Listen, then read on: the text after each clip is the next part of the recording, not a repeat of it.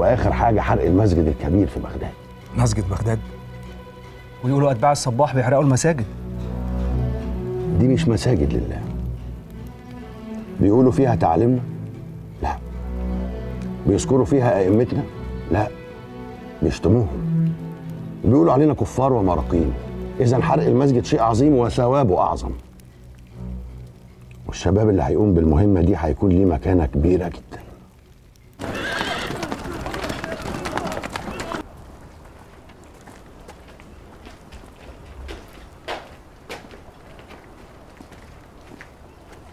أمر مولانا. سيدنا اختار كل مهمة مقدسة، هي المهمة الأقدس لمؤمني قلعة ألموت. حرق مسجد بغداد. نعم.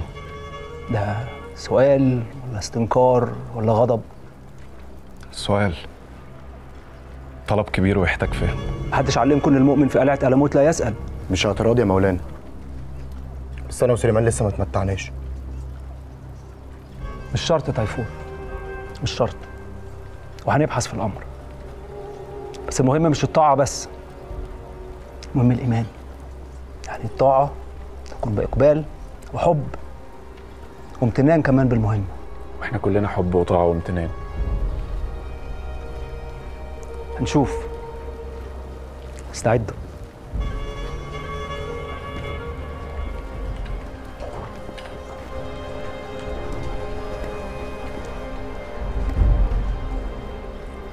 يحيى شكله بقى من أتباع بجد يا طيفور.